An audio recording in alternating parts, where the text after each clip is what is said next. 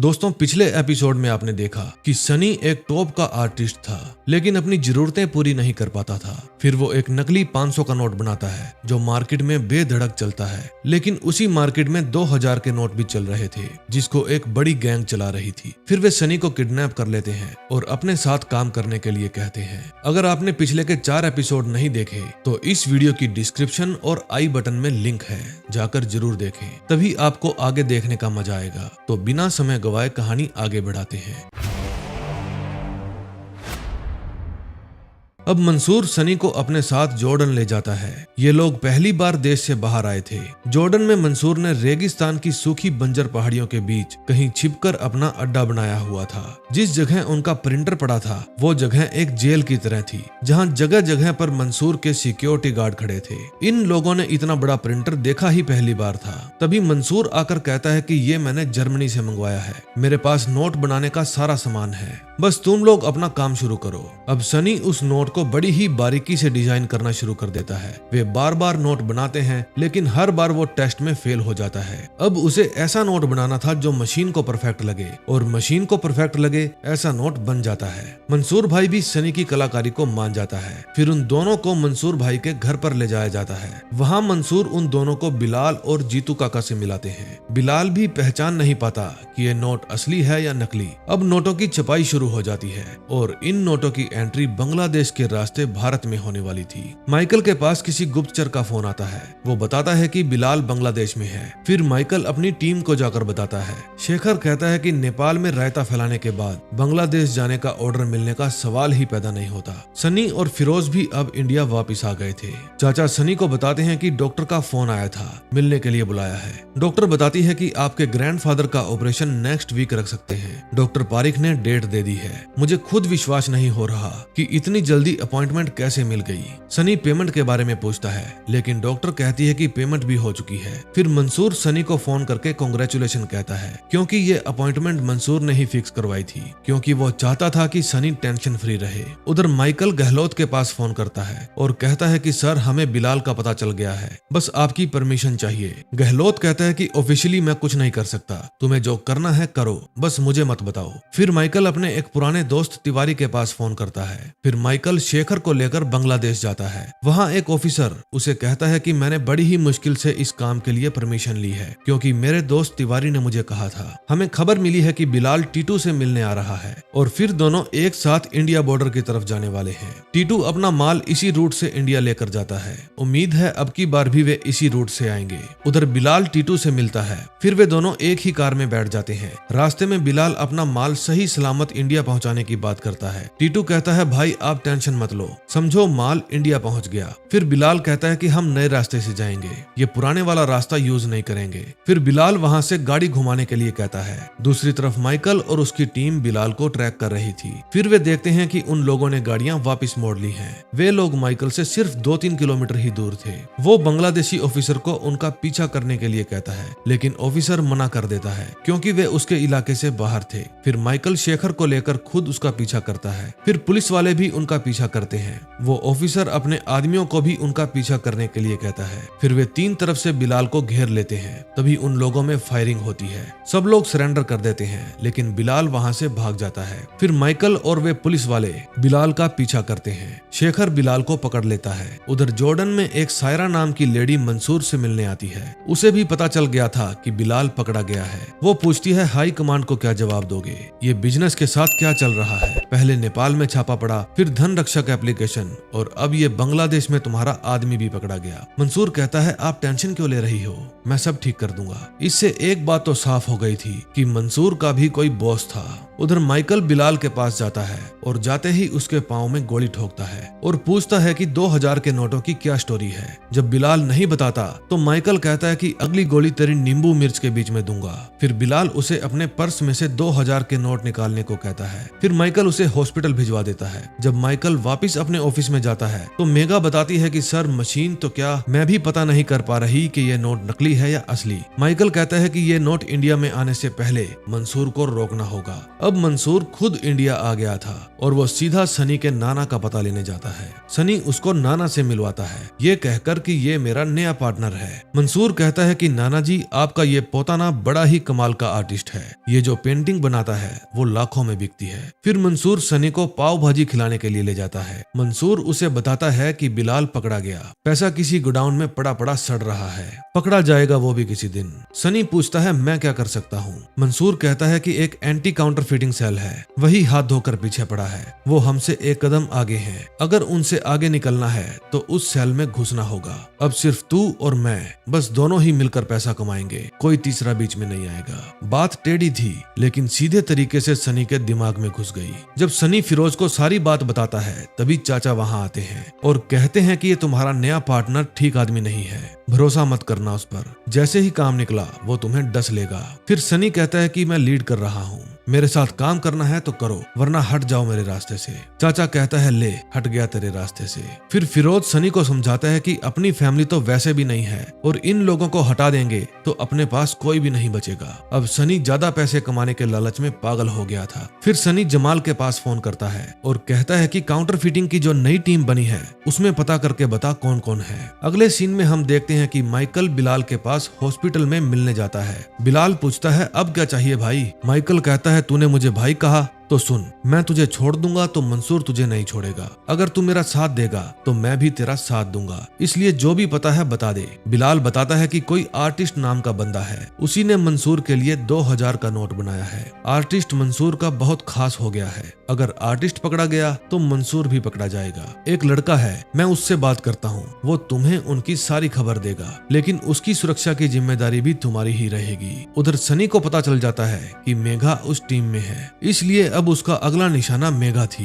वो शुरू में उससे थोड़ी बहुत बातचीत करता है। अब सनी स्मार्ट तो था ही, इसलिए मेघा को भी उसमें इंटरेस्ट आ जाता है। सनी बताता है कि मैं कमोडिटी में काम करता हूँ। तभी मेघा के पास उसकी फ्रेंड का फोन आता है। वो कहती है कि तुमने जो नया फ्लैट देखने को कहा था उसका कोई जुगाड़ नहीं हो रहा। फिर सनी कहता है कि मेरा एक दोस्त है, वो यही काम करता है, उसको बोल देता हूँ, तुम मुझे अपना नंबर दे दो। फिर अगले दिन सनी मेघा को अपार्टमेंट दिखाने के लिए बुलाता है। मेघा को अपार्टमेंट पसंद आ जाता है। फिर वे अंकल से यहाँ के रूल वगैरह की बात करते हैं। तभी सनी मेघा के पास आता है और कहता है कि मेरा फोन डेड हो गया है, क्या तुम्हारा फोन मिलेगा। फिर मेघा का फोन लेकर सनी उसको हैक करना शुरू कर देता है ताकि उसके फोन पर आया हर मैसेज, हर कॉल सनी को पता चल सके। फिर काम होते ही सनी उसका फोन वापस कर देता है। फिर सनी का दोस्त कहता है कि मैं 1-2 दिन में पेपर वर्क पूरा करवा दूंगा और वहां से चला जाता है। फिर मेघा सनी को लंच के लिए बुलाती है। अब मेघा के फोन में जो भी मैसेज आ रहे थे वे सनी के फोन में भी आ रहे थे। अब माइकल सनी की तलाश में था और सनी माइकल से एक कदम आगे था। 6th एपिसोड में हम देखते हैं कि सनी मंसूर भाई के पास जॉर्डन जाता है। मंसूर भाई कहते हैं कि बिलाल कभी भी मुंह खोल सकता है, उससे पहले सारे नोट ठिकाने लगाने होंगे। सनी कहता है कि माइकल की टीम में मेरी एक इन्फॉर्मर है, हम उनसे हमेशा एक कदम आगे रहेंगे। मंसूर कहता है कि अब की बार सब कुछ दांव पर लगा है, एक भी गलती हुई तो मैं गया। कुछ लोग मेरे सर पर बैठे हुए हैं, खुदा बनकर मुझे हर बात का जवाब देना पड़ता है। फिर सनी मंसूर से अपनी परसेंटेज पूछता है और मंसूर उससे 15% डन करता है। उधर एक ऑफिसर बिलाल को कुछ क्रिमिनल्स की फोटो दिखाता है और पूछता है कि इनमें से आर्टिस्ट कौन है, लेकिन बिलाल मना कर देता है। फिर माइकल उसे एक रिकॉर्डिंग सुनाता है और कहता है कि ये हमने ट्रेस की है, लेकिन ये कोड वर्ड में बातें कर रहे हैं, इसको डिकोड करो। फिर बिलाल बताता है कि वे 12,000 करोड़ रुपए इंडिया में लाने वाले हैं, लेकिन नेपाल और बांग्लादेश के रास्ते नहीं, कहीं और से। फिर माइकल अपनी टीम इकट्ठी करता है और उन्हें बताता है कि इंडिया में 12,000 करोड़ रुपए आने वाले हैं। मेघा कहती है कि इतना वजन लगभग 60 टन होगा। माइकल कहता है अब की बार बिलाल के पकड़े जाने से वे चौकन्ने हो गए हैं, इसलिए हमें नेपाल, बांग्लादेश, बर्मा, पाकिस्तान हर चेक पॉइंट पर कड़ी नजर रखनी होगी। उधर सनी जमाल के साथ मिलकर प्लान कर रहा था कि हम पाकिस्तान, बांग्लादेश, बर्मा कहीं से भी माल नहीं लाएंगे, हम नेपाल से माल लाएंगे क्योंकि वहाँ ऑलरेडी रेड पड़ चुकी है। अब बिलाल भी उन्हें बता देता है है कि वे जरूर नेपाल से ही माल लाने की कोशिश करेंगे। फिर फिरोज बताता है कि मेघा ने नेपाल में किसी को मैसेज किया है। फिर वे अलर्ट हो जाते हैं और नेपाल को कैंसिल कर देते हैं। फिर वे श्रीलंका प्लान करते हैं, लेकिन तभी मैसेज से पता चलता है कि उनको श्रीलंका के बारे में भी पता चल गया है। अब मंसूर का कोई आदमी माइकल को खबर दे रहा था और मेघा का फोन सनी को खबर दे रहा था। फिर सनी मंसूर के पास फोन करके कहता है, भाई जरूर कोई खबरी है हमारे बीच। अब माइकल की टीम भी जगह जगह सिक्योरिटी बढ़ाकर तंग आ चुकी थी। मंसूर कहता है कि जमाल और जीतू मेरे खास आदमी हैं, फिरोज तेरा खास आदमी है, इसलिए हम पांचों के अलावा किसी को भी पता नहीं चलना चाहिए कि हमारा अगला रूट क्या होगा। अब वे देश के अलग अलग हिस्सों से भारत में पैसा एंटर कराते हैं। फिर नागालैंड में एक ट्रक पकड़ा जाता है जिसके अंदर 6 करोड़ 20 लाख रुपए थे। तमिलनाडु में भी एक शिप पकड़ा जाता है जिसके अंदर 5 करोड़ रुपए थे। कोची में 2 करोड़ रुपए पकड़े जाते हैं। मुंबई एयरपोर्ट से भी 2 करोड़ मिलते हैं। अब तक सभी जगह को मिलाकर लगभग 32 करोड़ रुपए पकड़े गए थे, जो 12,000 करोड़ रुपए के आगे कुछ भी नहीं थे। लेकिन ये भी कोई छोटी रकम नहीं थी जो भारत में पकड़ी गई थी। मेघा माइकल को बताती है कि सर ये नोट नकली हैं, जो मंसूर के पहले वाले स्टॉक के हैं, यानी पुराना स्टॉक। वे हमें फालतू के कामों में लगाकर कुछ बड़ा प्लान कर रहे हैं। फिर माइकल गहलोत के पास फोन करता है और कहता है कि सर अभी आप सभी टीवी इंटरव्यू कैंसिल कर दीजिए, क्योंकि हमने जो नोट पकड़े हैं वे नकली वाले नकली नोट हैं। असली नकली नोट हमारे हाथ नहीं लगे। लेकिन गहलोत कहता है चुप कर, असली नकली नकली असली, जो भी पकड़े गए हैं मैं उसी से कुर्सी चमका लूंगा। फिर सनी गुजरात के आलंग में जाकर शर्मा जी से मिलता है, जो पुराने खंडर जहाजों का स्क्रैप खरीदते थे। वे सनी को बताते हैं कि ओमान से एक जहाज स्क्रैप होने के लिए इंडिया आने वाला है, उसमें तुम अपना सामान ला सकते हो। जहाज तुमको खरीदना पड़ेगा और यहाँ आने के बाद वो मेरा।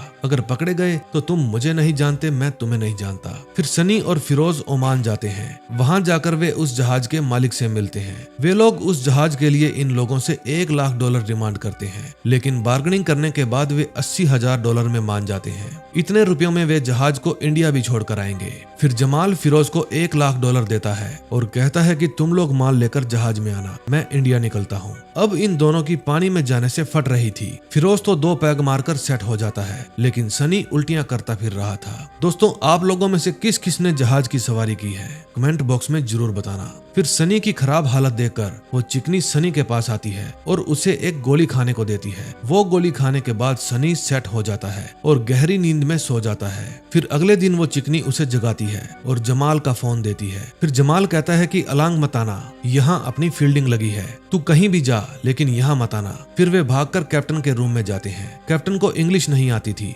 इसलिए वो चिकनी सनी की बातों को ट्रांसलेट करके बताती है। सनी कहता है कि जहाज को वापस ओमान की तरफ घुमा लो, लेकिन कैप्टन मना कर देता है क्योंकि उसमें इतना फ्यूल नहीं था। अब जहाज को वहां भी खड़ा नहीं कर सकते थे क्योंकि उसमें एंकर ही नहीं था। फिर चिकनी कहती है आइडिया बताती हूँ और पैसा लगेगा। सनी कहता है तू आइडिया बता, पैसे की कोई बात नहीं। फिर वे कंटेनर को इसी जगह पानी में छोड़ने की तैयारी करते हैं। कंटेनर के साथ एक जीपीएस ट्रैकर भी बांध देते हैं ताकि उसकी लोकेशन को ढूंढा जा सके। नोट भी अच्छे से सील थे और कंटेनर भी, इसलिए नोटों को कोई खतरा नहीं था। फिर वे खुद एक छोटी बोट में बैठकर वहां से चले जाते हैं और जहाज को किनारे की तरफ चलता छोड़ देते हैं। वो जहाज जिस बीच पर जाता है वहां पहले कभी कोई जहाज नहीं आया था। फिर सब लोग उसकी तस्वीरें खींचने लगते हैं। अब उस जहाज को देखने के लिए लोगों की भीड़ उमड़ पड़ती है। उधर पुलिस वाले भी वहां पर इकट्ठा हो गए थे कि एक अनजान जहाज जिसके अंदर कोई भी इंसान नहीं था वो यहाँ चलकर कैसे आ गया। जब सब लोग जहाज देखने में बिजी थे उस समय सनी एक बड़ी लोकल बोट लेकर उन सब कंटेनर्स को उसमें लाद लेता है और किनारे पर ले आता है। फिर उन कंटेनर्स को ट्रक में लादकर मंजिल पर पहुंचा दिया जाता है। अब सनी अपने तेज दिमाग से 12,000 करोड़ के फर्जी नोट भारत में ले आया था। अब देखते हैं आगे क्या होगा।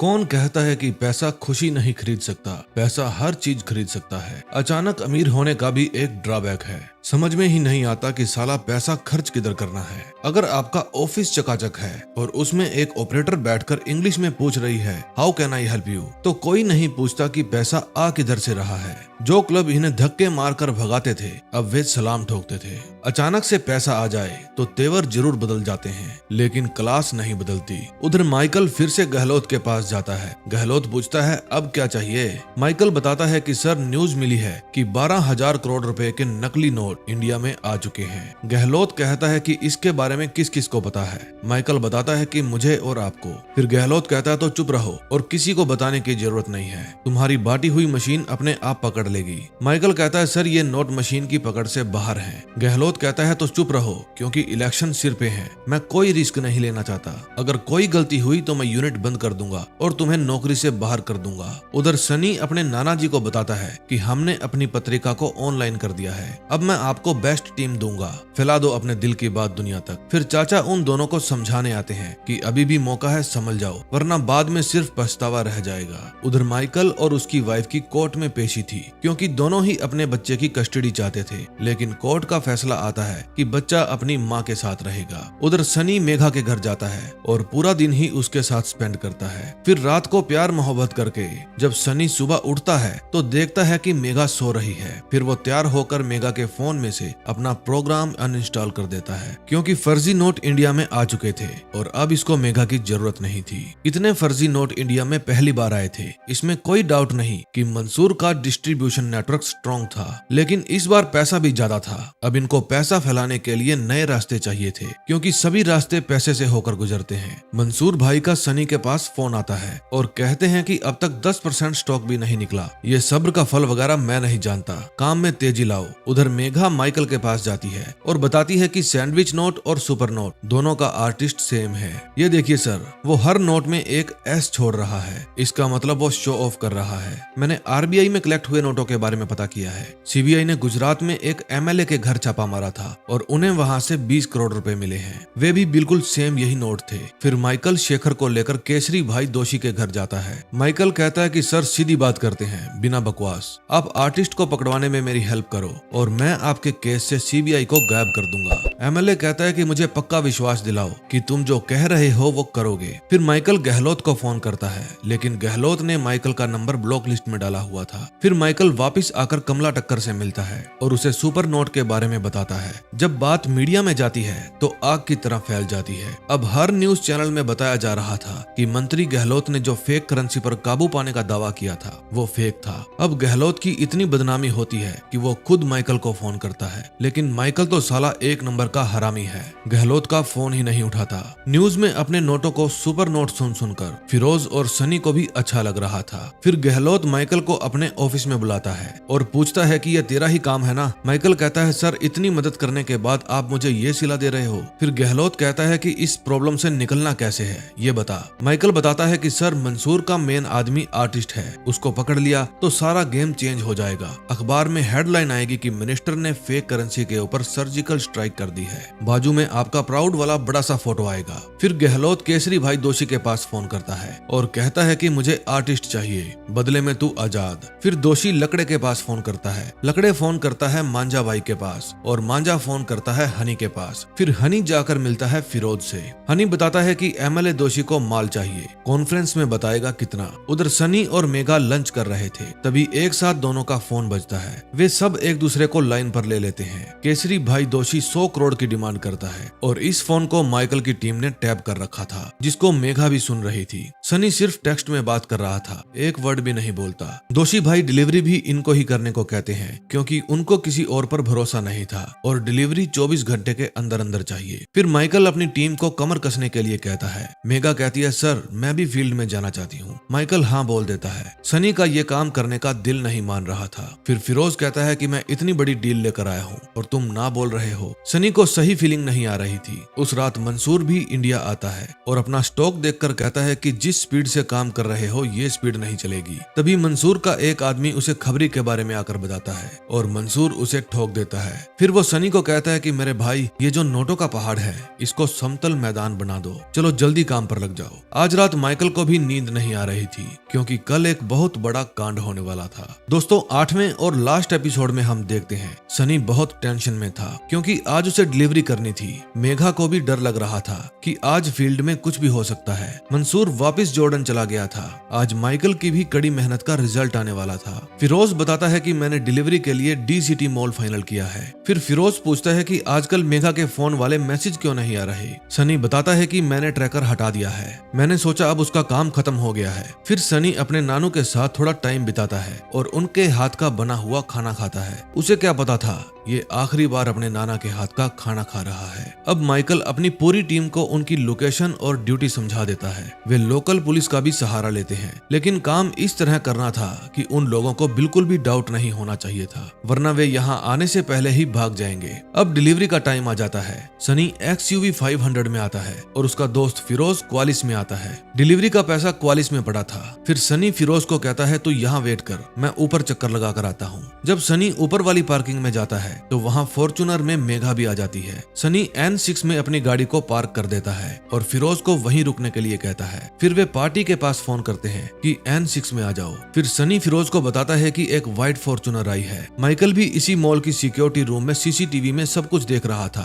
फिर सनी अपनी कार में देखने जाता है। मेघा में भी पेशेंस की कमी थी, इसलिए वो भी अपनी कार से उतरकर छानबीन करने जाती है। तभी अनफॉर्चुनेटली सनी और मेघा आमने सामने आ जाते हैं। सनी उसे देखकर दूर ही कार रोक लेता है। मेघा समझ जाती है कि जिसको पकड़ना है वो इसी कार में है, लेकिन ब्लैक मिरर होने के कारण वो सनी को देख नहीं पाती। फिर वो फिरोज को कहता है कि ये ट्रैप है। फिर सनी गाड़ी को भगा लेता है। फिर माइकल सबको उसका पीछा करने के लिए कहता है। अब सनी की कार सबकी निगाह में आ गई थी और सारे पुलिस वाले उसी के पीछे पड़े थे। फिर सनी N2 में जाकर गाड़ी को पार्क कर देता है और खुद जाकर क्वालिस में बैठ जाता है। अब इन दोनों की फटी पड़ी थी क्योंकि वे लोग हर जगह फैले हुए थे। फिर वे दोनों अपने कपड़े चेंज करते हैं और मैकेनिक के कपड़े पहन लेते हैं। जब वो कार लेकर वहाँ से निकलने लगते हैं तो माइकल उन्हें रोक लेता है। माइकल पूछता है इधर क्या कर रहे थे। फिर सनी कहता है कि हम क्लीनिंग कंपनी से हैं सर। फिर माइकल उनकी ID देखता है और पूछता है क्या तुमने सिल्वर कलर की कोई XUV देखी है। सनी कहता है हाँ, 5 मिनट पहले देखा था, अभी चला गया होगा। फिर माइकल उसे जाने को कहता है। इतने में एक ऑफिसर को XUV मिल जाती है। वो माइकल को बताता है कि गाड़ी में कोई नहीं है।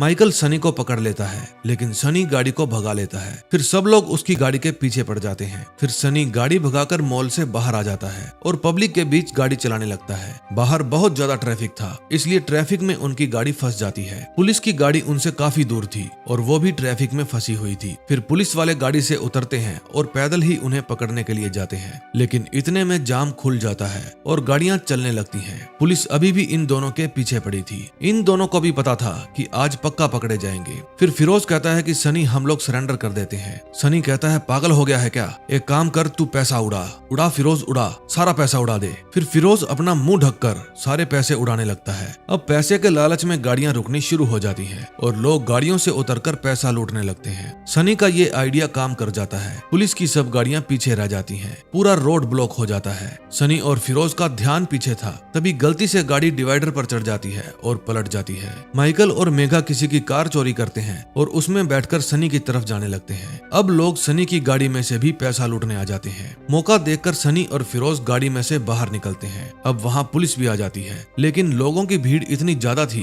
कि उनको पता ही नहीं था कि गाड़ी कौन चला रहा था। अब अपनी शैतान खोपड़ी वहाँ से बचकर निकल जाती है और पुलिस हाथ मलती रह जाती है। अब ये खबर सारे न्यूज चैनल में आ जाती है और जो कुछ भी हुआ इसकी खास बात ये थी कि इसमें दोनों ही पार्टियों का नुकसान हुआ था, नकली नोट छापने वालों का भी और पकड़ने वालों का भी। फिर शेखर माइकल को बताता है कि मैंने इस पार्किंग के सभी CCTV फुटेज मंगवाए हैं, शायद किसी में उसका चेहरा आ गया हो।